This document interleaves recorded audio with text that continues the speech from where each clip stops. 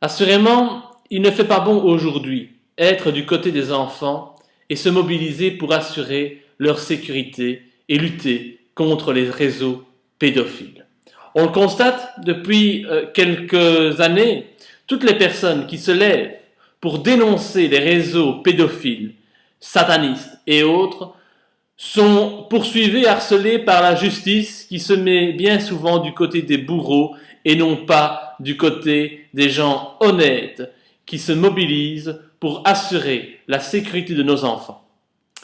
Nous avons déjà connu l'affaire Marcel Vervlousem, condamné à tort et mis en prison comme un criminel alors qu'il n'a fait que défendre de pauvres enfants innocents et dénoncer la pédophilie. Nous avons connu Stan Mayo, qui a été condamné à la prison également parce qu'il a tout simplement sauvé un enfant d'un réseau sataniste. Quel crime! Je rappelle que Stan Mayo est toujours disparu aujourd'hui, nous ne savons pas ce qui lui est arrivé. Il a été contrôlé par la police en France. Bien entendu, il s'est enfoui puisqu'il est recherché par la police suite à cette condamnation. Et depuis, nous sommes sans nouvelles de Stan. Nous n'avons pas d'informations en ce qui le concerne. La police, la gendarmerie en France reste muette. Les autorités françaises se taisent dans toutes les langues.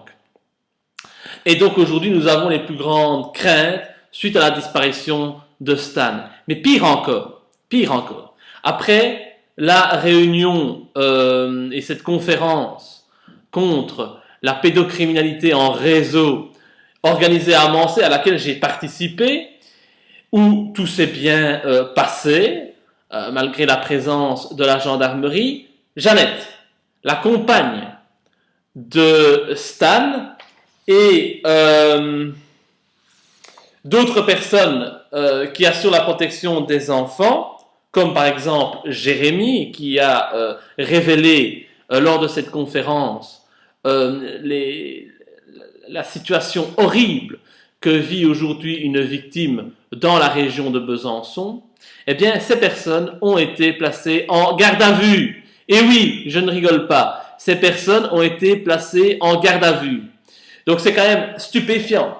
Samedi, alors que nous étions tous rassemblés autour de Jeannette et de Jérémy pour tenir cette conférence, en présence de la gendarmerie, tout s'est passé comme si de rien n'était.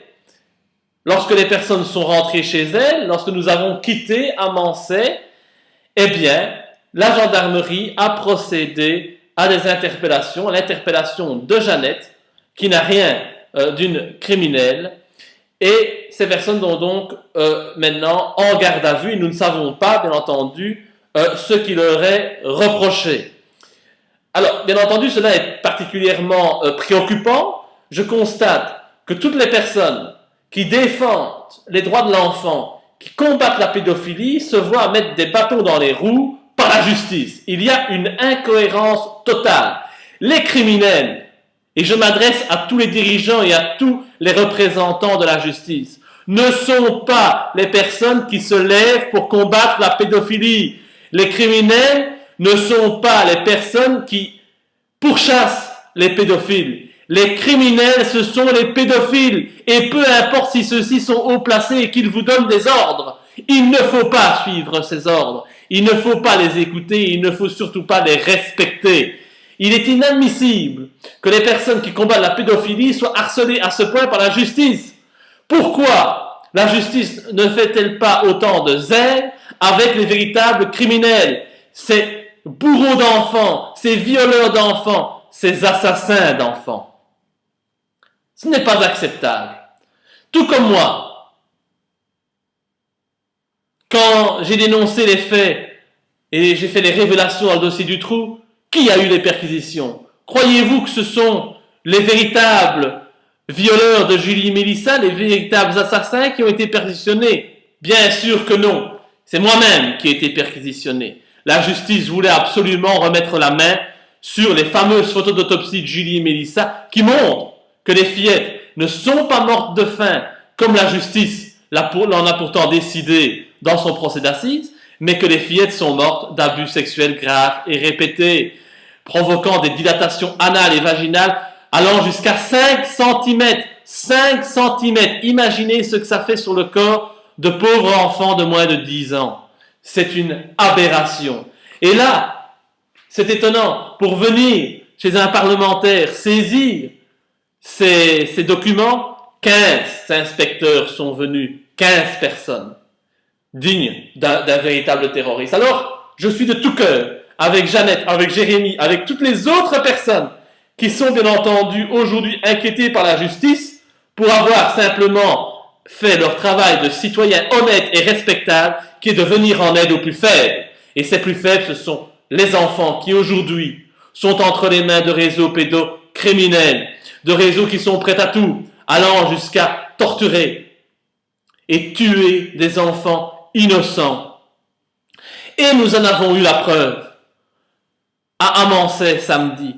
Des gens, aujourd'hui, dans des réseaux satanistes, torturent impunément des enfants. Nous avons aujourd'hui une victime âgée d'une vingtaine d'années qui est prête à témoigner. Mais aujourd'hui, bien entendu, cette victime est en danger. Alors, bien entendu, en tant que parlementaire belge, j'ai décidé d'apporter tout mon soutien à cette victime, d'assurer aussi sa protection. Clairement, je suis disposé à mettre en œuvre un dispositif permettant de sortir cette victime du réseau qui la maltraite depuis des années et d'assurer sa protection ici en Belgique, pourquoi pas au sein du Parlement fédéral belge. Il est impossible que quoi que ce soit puisse lui arriver ici, dans nos bureaux du Parlement. Nous sommes sous protection de la police militaire et rien ne peut lui arriver. C'est une garantie que je peux lui donner et je voudrais donc que l'on mette en œuvre un possible transfèrement de cette victime vers la Belgique.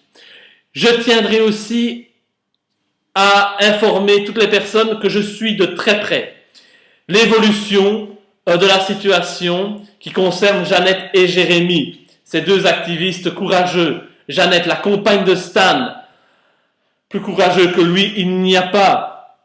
Je me tiens informé de l'évolution de la situation minute par minute avec nos contacts en France. Et la distance fait évidemment que l'information ne passe pas très facilement. Surtout que c'est le secret total autour de ce dossier et que comme dans la disparition de Stan, la gendarmerie ne donne pas beaucoup d'informations. C'est donc particulièrement désagréable, mais nous sommes là, nous sommes sur le pont et nous sommes attentifs à toute évolution de la situation. Alors, il est évident que j'utiliserai tous les moyens qui sont en ma possession pour interpeller les plus hautes autorités européennes sur la situation que vivent ces personnes harcelées par la justice. Il est temps que nous interpellions les plus hautes autorités européennes sur le harcèlement que subissent les personnes qui décident de défendre les enfants et de s'opposer à la pédophilie. Ce n'est pas acceptable que les héros soient transformés en monstres, que les personnes courageuses qui combattent les pédophiles soient eux-mêmes vus comme des criminels. Il ne faut pas exagérer. Alors oui, je comprends que l'on puisse parfois contrevenir à la loi pour sauver un enfant. Eh bien, je dis qu'il faut continuer à le faire, parce que l'intérêt des enfants est supérieur à toute loi et qu'il vaut mieux commettre une infraction si celle-ci peut sauver la vie d'un enfant, et je suis prêt à le faire également si tel est le besoin. Donc voilà. Je tiens simplement donc à dire à tout le monde que nous devons rester mobilisés, que nous devons nous informer de la situation. Je rappelle ma disponibilité pour venir en aide à la victime. Nous sommes prêts à mettre en œuvre une opération de sauvetage et de transfert de la victime du réseau sataniste de Besançon vers la Belgique, vers le Parlement fédéral où sa sécurité sera assurée.